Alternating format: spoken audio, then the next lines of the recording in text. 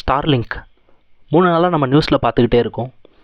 முதல்ல இந்த பிரச்சனை எங்கே ஆரம்பிச்சதுன்னு பார்த்தீங்கன்னா மணிப்பூரில் ஒரு சிலர்கிட்ட இன்வெஸ்டிகேட் பண்ணும்போது அவங்கக்கிட்ட நிறைய கன்ஸ் கிடைக்குது, கிரினேட்ஸ் கிடைக்குது. பட் அவங்கக்கிட்ட இன்னொரு டிவைஸ் கிடைக்குது. அது வேற ஒன்றும் இல்லை, ஸ்டார்லிங்கோட ரிசீவர்.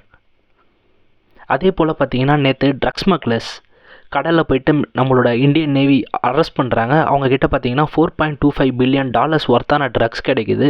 இந்தியா மதிப்பில் பார்த்தீங்கன்னா கிட்டத்தட்ட 34,000 கோடி.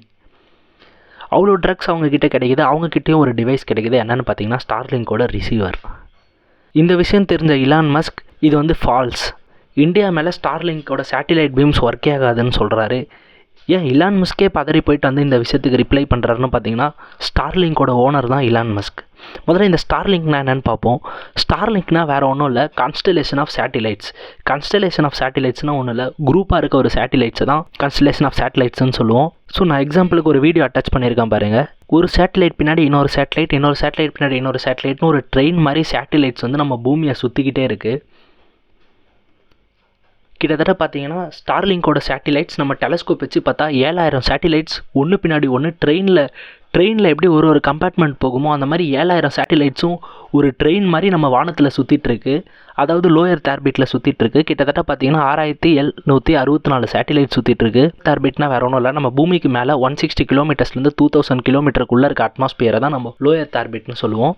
ஸோ இந்த ஸ்டார்லிங்க்னா என்னென்னு தெளிவாக தெரிஞ்சுக்கிறது முன்னாடி நம்ம தெரிஞ்சிக்க வேண்டிய 3 விஷயம். நமக்கு இன்டர்நெட் கனெக்டிவிட்டி 3 வகையாக கிடைக்குது. ஒன்று ப்ராட்பேண்ட் கேபிள்ஸ் மூலமாக.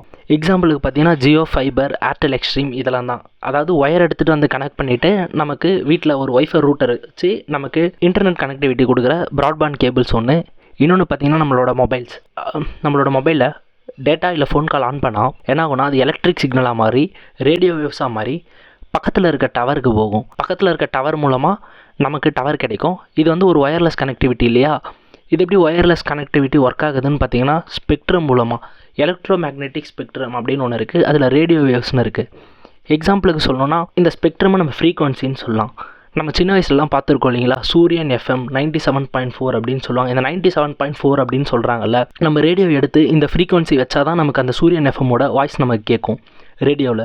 ஸோ இந்த 97.4 ஃப்ரீக்வன்சி இருக்குது இல்லைங்களா, இதை தான் நம்ம ரேடியோ வேவ்ஸோட ஃப்ரீக்வன்சின்னு சொல்லுவோம்.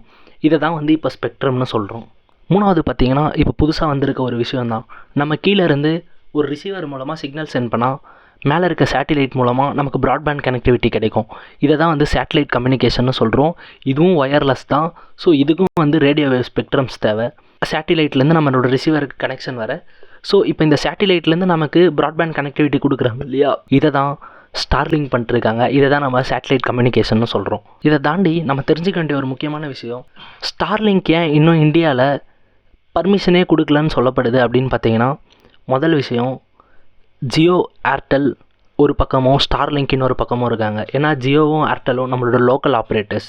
ஸ்டார்லிங்க் எதுக்கு கொண்டு வந்தாங்கன்னா முக்கியமான காரணம் ரூரல் கனெக்டிவிட்டி. ரூரலில் இருக்க பீப்புளுக்கு இன்டர்நெட் எத்தனை போய்ட்டு சேர்க்கணும் அப்படிங்கிற ஒரு ஆப்ஜெக்டிவோடு கொண்டு வந்தது தான் ஸ்டார்லிங்க். பட் ஜியோவும் ஏர்டெல்லும் பார்த்தீங்கன்னா முக்கால்வாசி அர்பன் ஃபோக்கஸ்டு தான்.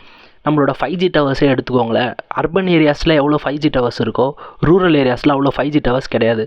ஸோ ஸ்டார்லிங்க்குங்கிறது ஒரு பப்ளிக்கோட இம்பார்ட்டன்ஸ்க்காக ரூரல் எடுத்துகிட்டு போயிட்டு எல்லா கனெக்டிவிட்டியும் கொடுக்கணும்னு கொண்டு வந்தது தான். பட் பிரச்சனை என்னென்னு பார்த்தீங்கன்னா, ஜியோவோட இன்டர்நெட் சார்ஜஸ் பார்த்தீங்கன்னா ₹399 தான், எக்ஸ்க்ளூடிங் டேக்ஸஸ் மறந்துடுவோம்.